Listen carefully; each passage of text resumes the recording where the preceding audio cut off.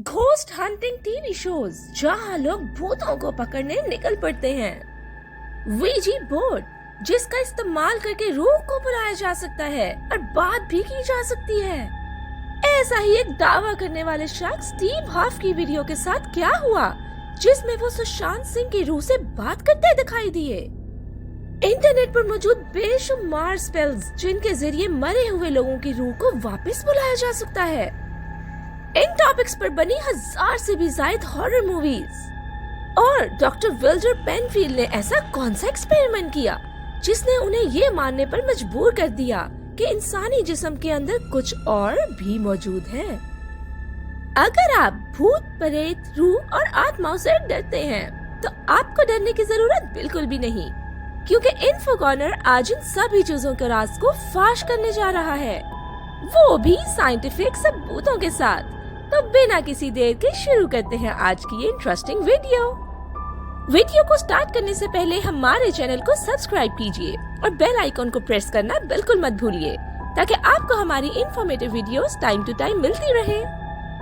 Hello दोस्तों, info corner एक और न्यू और इंटरेस्टिंग टॉपिक के साथ आपकी खिदमत में हाजिर है। दोस्तों, हम सब ने ही ऐसे टीवी शो जरूर देखे होंगे जहां कुछ लोग खास किस्म के इक्विपमेंट लेकर भूत पकड़ने किसी सुनसान जगह पर निकल जाते हैं और एक डिस्टेंस पर जाकर उनके साथ पैरानॉर्मल एक्टिविटीज होना शुरू हो जाती हैं। ये शोज देखने में बहुत ही इंटरेस्टिंग और रोमांचक होते हैं। दरअसल हॉरर कैटेगरी देखने से लोगों के जहन में एक थ्रिल पैदा होता है। बचपन से भूत और आत्मा को लेकर जो कहानियां सभी ने सुन रखी हैं, उन्हें विजुअली देखने में लोगों को मजा आता है। यही वजह है कि भूत, प्रेत और आत्माओं पर बहुत सी हॉलीवुड और बॉलीवुड मूवीज भी बन चुकी हैं, जिनमें से ज्यादातर कम्प्लीटली फिक्शनल हैं, जबकि कुछ के नेम के साथ इंस्पायर्ड बाय ट्रू इवेंट्स का टाइटल भी देखने को मिलता है, जैसे कि conjuring 2, the rite, the exorcist, the exorcism of Emily Rose. वहीं दूसरी तरफ YouTube भी ऐसी वीडियो से भरा पड़ा है जहां लोग कुछ खास किस्म के मंत्र, जिन्हें स्पेल्स कहा जाता है, पढ़कर रूह को बुलाते हैं या फिर रूह या भूत से बात करते हैं। तो वही कुछ लोग वीजी बोर्ड का इस्तेमाल करते हुए भी नजर आते हैं और बहुत सी मूवीज में भी वीजी बोर्ड का भूत बुलाने या रूह से बात करने के लिए इस्तेमाल करते हुए दिखाया जाता है। वीजी बोर्ड पर एक नुकीला पॉइंटर रखकर कुछ स्पेल्स पढ़े जाते हैं, जिसके बाद उस पॉइंटर की नोक खुद ब खुद बोर्ड पर घूमने लगती है, या यूँ कहिए कि वो पॉइंटर वहाँ मौजूद रूह अपने हिसाब से रोटेट करने लगती है और फिर पूछे गए सवाल के जवाब पर आकर रुक जाती है। बहुत से लोग ये बताते हैं कि जब उन्होंने वीजी बोर्ड का इस्तेमाल किया तो उनके हाथ खुद ब खुद हिलना शुरू हो गए और पूछे गए सवाल के जवाब की तरफ मूव करने लगे, और ये सब उनके लिए एक इंतहाई खौफनाक एक्सपीरियंस था। इसी तरह दुनिया में बहुत से ऐसे लोग हैं जो ये कहते हैं कि उन्होंने भूतों या आत्माओं को देखा या उनसे बात की। हाल ही में ऐसा ही एक दावा स्टीव हॉफ नामी शख्स ने भी किया, जिसका कहना था कि उसने लेट बॉलीवुड एक्टर सुशांत सिंह की रूह को बुलाकर रूह से बात की, और इस सारे वाकये की वीडियो स्टीव ने अपने YouTube चैनल पर भी अपलोड की। ये सभी वाकयात और बातें इंतहाई हद तक खौफनाक है, लेकिन इन बातों में सच्चाई कितनी है? इन सभी बातों में सच्चाई आटे में नमक के बराबर है। बात की जाए ghost hunting TV shows and YouTube videos की, तो एक्चुअल में ये वीडियो स्क्रिप्टेड होती हैं और इंफ्रारेड कैमरे से रिकॉर्ड की जाती हैं, जो कि थर्मल पैटर्न्स को भी रिकॉर्ड करता है। आसान भाषा में कहा जाए तो ये कैमरा चेंज इन टेम्परेचर को रिकॉर्ड करता है। आप किसी बुक पर अपना हाथ बहुत देर तक रखते हैं तो बुक की उस जगह पर आपका बॉडी टेम्परेचर ट्रांसफर हो जाता है, जिसे इंफ्रारेड कैमरा कैप्चर कर लेता है। सेम इसी तरह अगर आपके पैर गीले हैं और आप फ्लोर पर से गुजरते हैं तो फ्लोर और आपके गीले पैरों का टेम्परेचर चेंज होगा, जिसकी वजह से इंफ्रारेड कैमरा फौरन ही उसे कैप्चर कर लेगा। सेम यही चीज in ghost hunting shows and videos में भी दिखाई जाती है, जहां कभी किसी के कदमों के निशान दिखाकर पब्लिक को बेवकूफ बनाया जाता है, तो कभी किसी दरवाजे पर भूत के हैंडप्रिंट्स दिखाकर।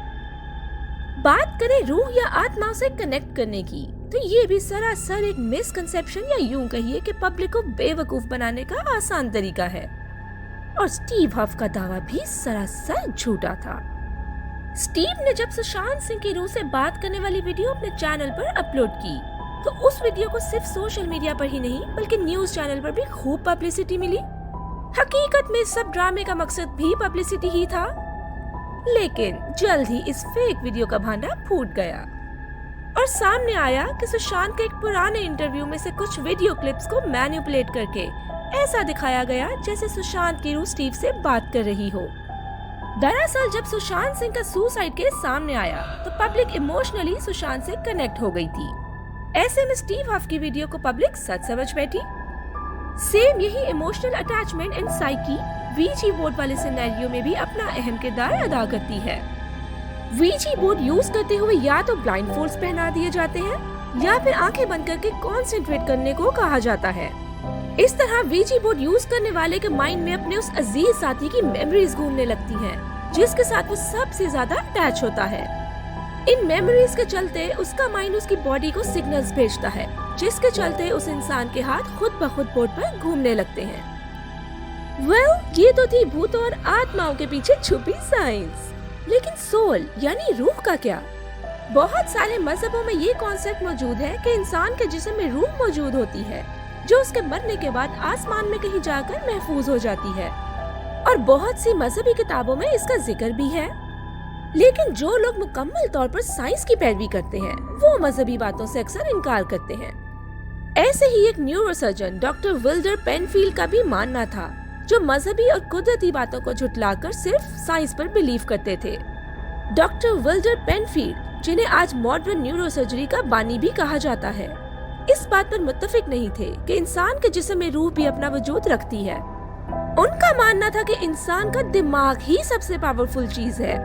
इंसान जो भी करता है उसका दिमाग उससे करवाता है।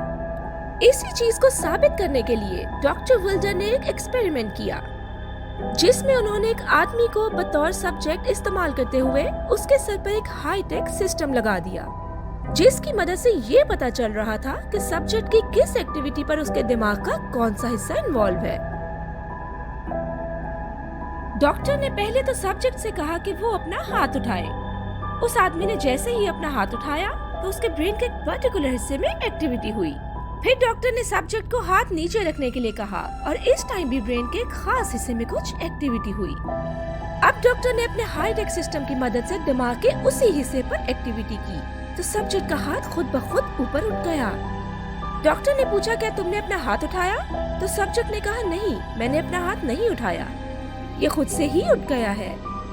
डॉक्टर ने अगेन उसी पार्ट पर फिर से कुछ एक्टिविटी की तो सब्जेक्ट का हाथ नीचे हो गया और डॉक्टर के पूछने पर सब्जेक्ट का वो ही जवाब था कि मैंने खुद से हाथ नीचे नहीं किया।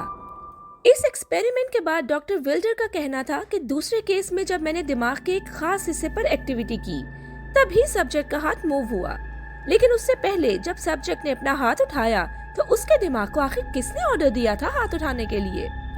इसका मतलब इंसान के जिस्म में कुछ तो मौजूद है और शायद वो इंसान की रूह है जो दिमाग को ऑर्डर देकर उसे कंट्रोल करती है।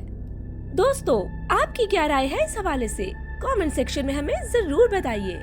मिलते हैं नेक्स्ट पार्ट में, तब तक के लिए अपना ख्याल रखिए।